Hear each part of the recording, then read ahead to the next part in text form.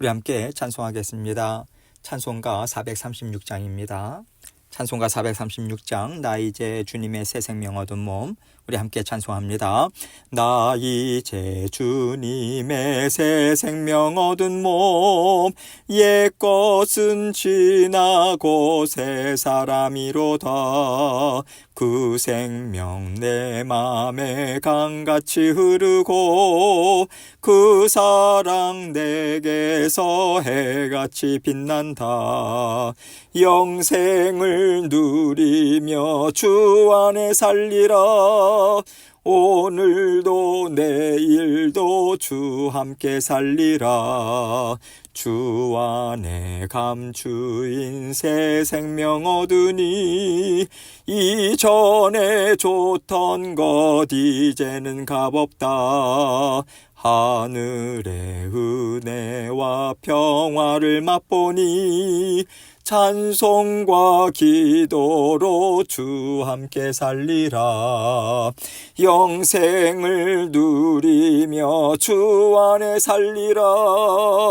오늘도 내일도 주 함께 살리라. 산천도 초목도 새 것이 되었고 죄인도 원수도 친구로 변한다.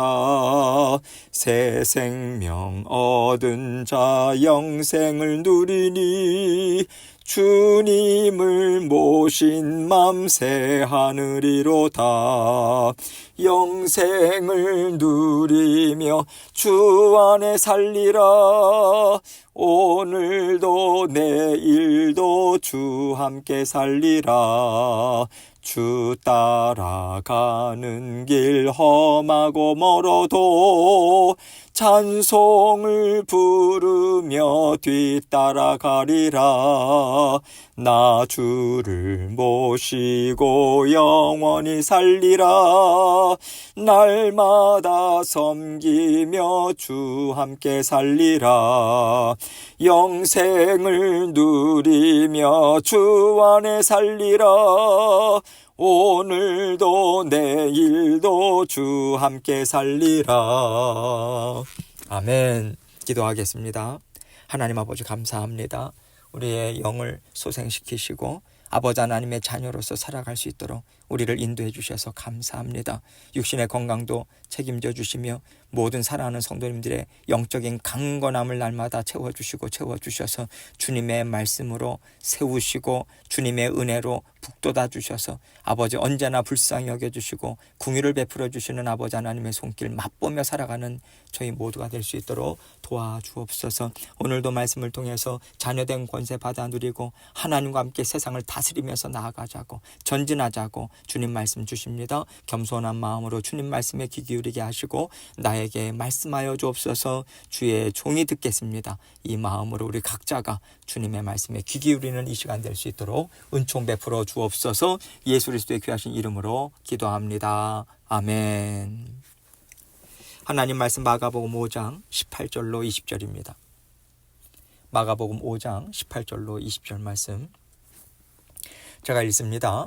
예수께서 배에 오르실 때에 귀신 들렸던 사람이 함께 있기를 간구하였으나 허락하지 아니하시고 그에게 이르시되 집으로 돌아가 주께서 너에게 어떻게 큰 일을 행하사 너를 불쌍히 여기신 것을 너의 가족에게 알리라 하시니 그가 가서 예수께서 자기에게 어떻게 큰 일 행하셨는지를 데가볼리에 전파하니 모든 사람이 놀랍게 여기더라. 아멘. 오늘 전 내용을 보면요, 예수님께서는 갈릴리 호수의 거센 풍랑을 꾸짖으시고 잠잠하게 하셨습니다. 예수님께서는 이것을 통해서 제자들의 마음에 이분이 정말 하나님 아들 맞구나, 메시아 맞구나, 이것에 대한 확증을 계속해서 주시는 거예요. 깨닫게 하신 거죠. 하나님께서 우리에게 일하실 때도 마찬가지입니다. 이것은 하나님만이 하실 수 있는 일이야. 사람이 할 수 있는 일이 전혀 아니었어. 이것을 고백할 수밖에 없는 일들을 하나님께서 우리에게 허락하시는 것은요, 내가 너의 하나님 맞아. 나는 너를 굳건하게 붙잡아줘. 너와 함께해. 이것을 계속해서 우리에게 확증시켜 주시고요, 굳건한 믿음 갖게 하시려고 우리에게 허락해 주시는 거거든요. 그래서 우리가 어떤 일들을 만날 때마다 하나님이 나에게 알려주실 것이 있구나. 하나님 사랑 더 잘 믿을 수 있고 또 마음도 다스릴 수 있는 기회를 지금 나에게 주시는구나. 이 마음으로 우리는 받아들여야 되는 거예요. 그렇게 잘 받아들일 때 우리는 하나님과 온전히 함께 살아가는 삶을 살아갈 수 있어요. 오늘 말씀도 이런 맥락에서 생각해 보면 좋을 것 같습니다. 18절입니다. 예수께서 배에 오르실 때에 귀신 들렸던 사람이 함께 있기를 간구하였으나 예수님께서 풍랑을 잠잠케 하신 후에 이제 거라사인의 지방에 오셨습니다. 여기는요, 갈릴리 동편에 있는 이방인의 땅이었어요. 예수님의 일행은 이제 배에서 내리셨습니다. 그런데 더러운 귀신 들린 사람을 이제 만나게 돼요. 악한 영들이 이 사람을 얼마나 강하게 사로잡고 있는지 제정신이 아니에요. 여러 번 쇠사슬로 묶어놨습니다. 다 끊어버리는 거예요. 고랑도. 아무도 그를 억제시킬 수 있는 상황이 아닌 거죠. 그런데 여러분, 이 귀신 들린 사람이 얼마나 괴롭겠습니까? 사실 마음의 평안이 어디 있겠고 기쁨이 어디 있겠어요. 하나님이 창조하신 세상의 아름다움이 이 사람 마음에 들어오겠습니까? 날마다 영적 암흑 속에서 지옥 생활을 하는 것과 같은 거예요. 예수님께서는 보실 때 너무 불쌍한 거죠. 어쩌다가 너가 이렇게 됐냐? 이렇게 살라고 너가 창조된 게 아닌데. 정말 안쓰러운 마음인 거예요. 여러분, 이 사람만 고통스럽겠습니까? 이 사람의 주변 사람들 얼마나 괴롭겠어요. 이 사람이 무슨 일을 저지를지 모르잖아요. 항상 노심초사하면서 불안한 거예요. 이 사람이 주변에 따라가는 것 자체가 두려운 거죠. 평안이 깨지는 거예요. 또 가족은요. 얼마나 마음이 힘들겠어요. 내 아들인데, 내 오빠인데, 내 형제인데 그렇지 않겠습니까? 그를 바라보는 가족들은요. 세상 사는 낙이 없을 것 같아요. 모든 사람들이 또 이 사람의 가족들을 보면 너희는 저주받은 가족이라는 비판 또한 하지 않겠습니까?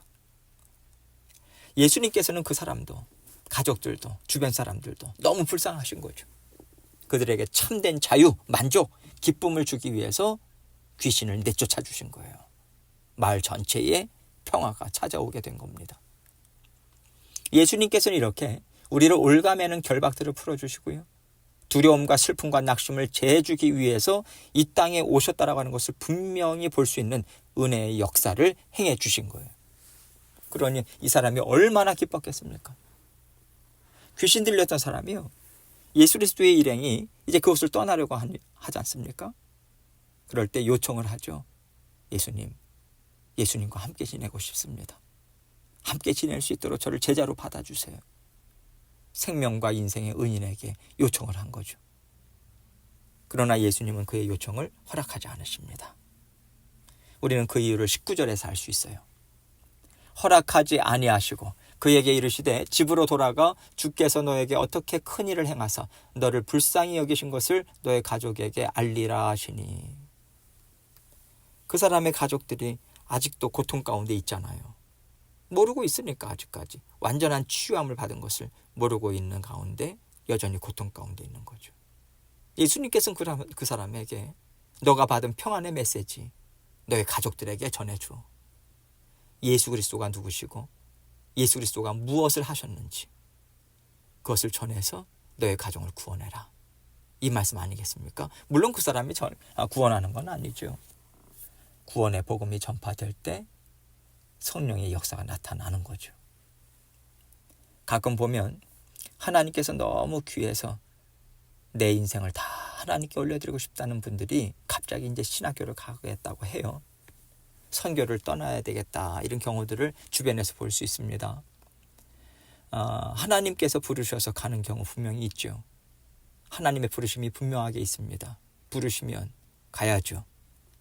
그런데 내가 온전히 하나님과 함께 살고 싶다.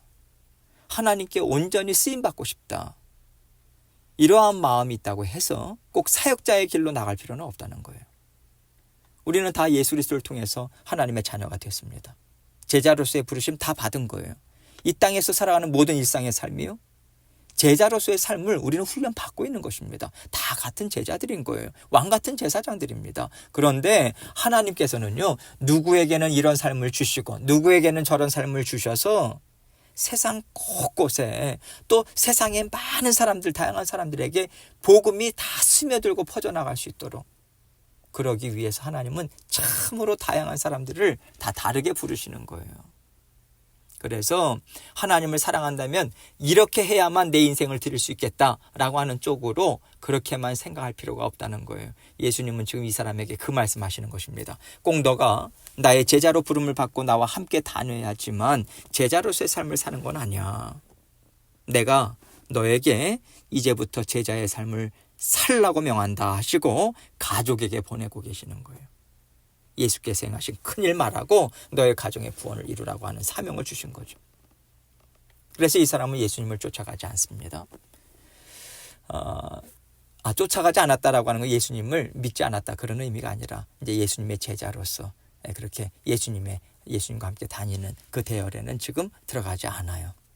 그런데 그가 그럼에도 불구하고 예수님의 제자된 삶을 힘있게 살아냅니다. 이 10절 말씀 보세요.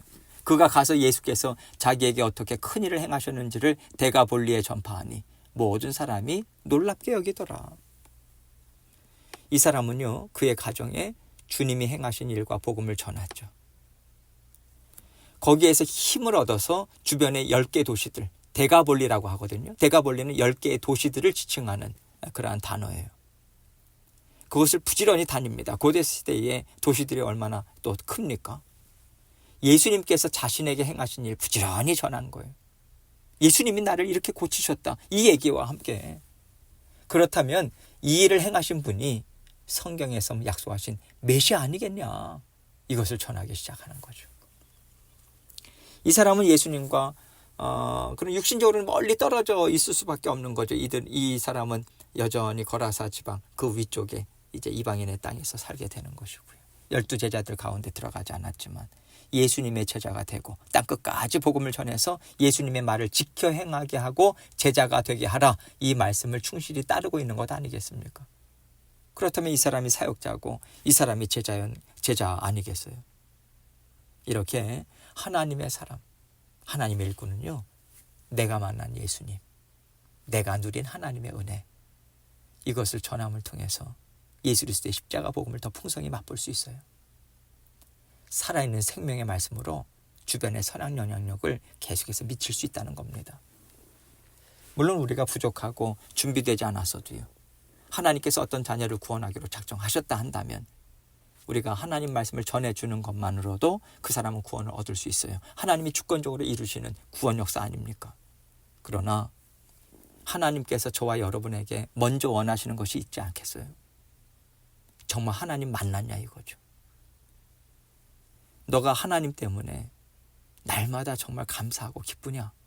진짜 그러냐?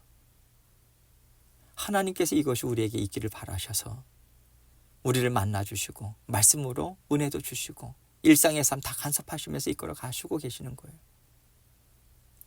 그런데 그 일상의 삶이요, 귀신 들린 사람이 나음을 입었던 것처럼 우리 병이 낫고요, 우리의 무거운 짐이 다 떨어져 나가는 기쁨의 역사만 있다면 전하는 삶이 뭐가 그렇게 어렵겠습니까?